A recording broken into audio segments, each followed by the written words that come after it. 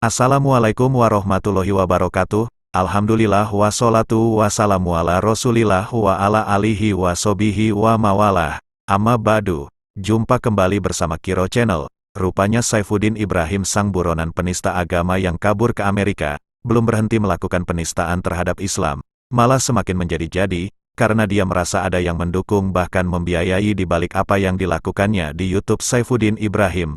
Nah, ini sekilas bocoran pertemuan rahasianya. Ya, ini ada rencana ke depan untuk pelayanan Abi, ya, ke depan. Saya minta mohon jangan di live dulu ya. Nanti kami nggak bisa Mohon lagi. jangan di live. Oke, di pending dulu live-nya sedikit, karena ini kita menyangkut kita semua ada di tempat ini.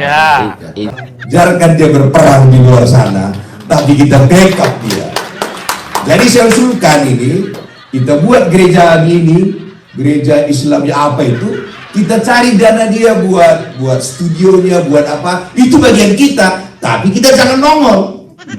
Tapi kalau ada yang menghantam dia orang Kristen, kita yang jagain.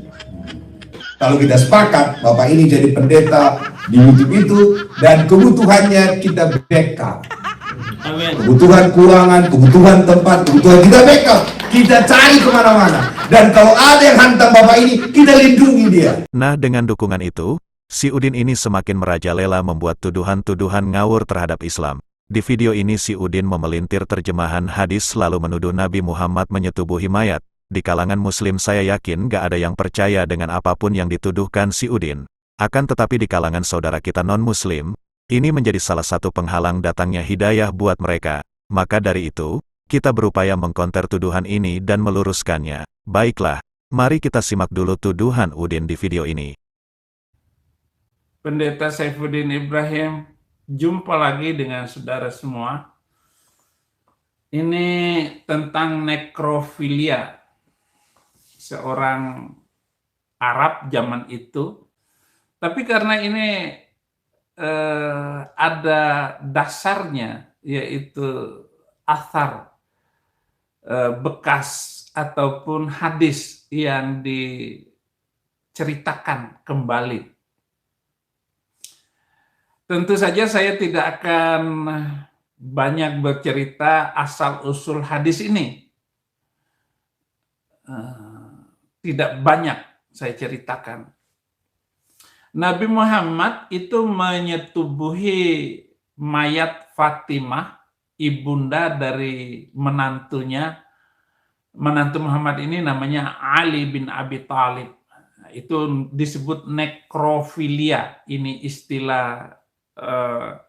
istilah zaman sekarang, istilah kedokteran. Cerita ini mengisahkan tentang kematian ibu dari sepupu Nabi Muhammad yang bernama Ali. Dan saat itu Ali sedang menangisi kematian ibunya, tetapi Nabi melakukan sesuatu yang aneh. Saya harus pakai kacamata karena tulisannya kecil.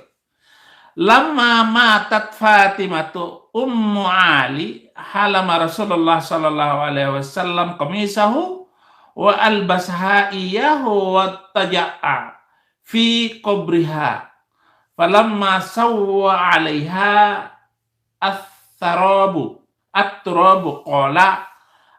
qala ba'duhum ya Rasulullah sallallahu alaihi wasallam ra'aina sana'ta syai'an lam tadma'ahu bi ahadin qala inni albastuha qamisi lital bisa min thiyabil jannati wa attajattu ma'aha fi qabriha li ahaffafa anha min tatil qabri innaha kanat ahsanu khalqillahi sani'an ila ba'di Abi Thalib.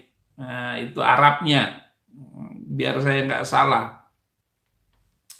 Nah, saudara-saudara, apa arti hadis tadi? Ketika Fatimah ibunda Ali meninggal, turunlah Rasulullah Shallallahu Alaihi Wasallam ke dalam kubur, membuka bajunya dan memakaikannya pada Fatimah yang baru meninggal tersebut, dan berbaring dengannya di dalam kubur. Berbaring itu ya maksudnya bahasa halusnya dia melakukan koitus dengan mayat itu. Setelah mereka selesai menguburkan, orang-orang bertanya mengapa ia melakukannya hingga berbaring, hingga bersetubuh di dalam kubur. Wahai Rasulullah, kami melihat Anda melakukan sesuatu yang tidak pernah orang lain Anda lakukan seperti itu, gitu. Lalu Rasulullah menjawab, saya mengenakan bajuku agar ia memakai baju dari sorga, dan saya tidur menyetubuhinya untuk membebaskannya dari tekanan kubur. Ia adalah salah satu wanita terbaik dari Allah buatku setelah Abu Thalib. Jadi jelas ya, si Udin memelintir terjemahan hadis itu dan menambahkan kata menyetubuhi. Sumber kitab Ad-Dailami nomor 34424. Nanti bisa dicek saja dalam kitab tersebut. Arti yang sebenarnya adalah, sesungguhnya aku, Nabi Muhammad, memakaikan bajuku kepadanya, Fatimah, agar ia menggunakan pakaian surga, dan aku berbaring di kuburnya agar ia terselamatkan dari himpitan kubur. Sesungguhnya ia sebaik-baik ciptaan setelah Abu Thalib. Sebetulnya hadis ini menceritakan bagaimana kasih sayang Nabi kepada Fatimah yang merupakan bibinya.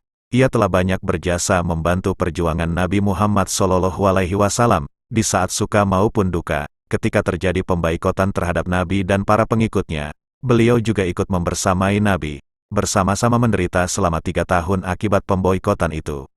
Sehingga Rasulullah SAW benar-benar menyayangi bibinya, sebagaimana menyayangi pamannya Abu Thalib. Oleh karena itu beliau memberikan pakaian surga, yakni jubahnya sebagai kain kafannya, serta Nabi berbaring di kuburnya agar bibinya selamat dari himpitan kubur. Jadi tuduhan si Udin ini sangat tidak masuk akal, atau terlalu mengada-ngada, jika Nabi malah meniduri atau malah berhubungan badan dengan mayat di kuburan bibinya, yang namanya penguburan dihadiri begitu banyak orang, baik dari keluarga Abu Thalib maupun para sahabat Nabi, sudah dipastikan akan terjadi kericuhan. Hanya orang yang tidak berakal saja yang menuduh dengan tuduhan seperti itu, alias orang itu sudah ODGJ. Tuh kan Udin ngaku sendiri. Udah dulu ya, semoga bermanfaat. Wassalamualaikum warahmatullahi wabarakatuh.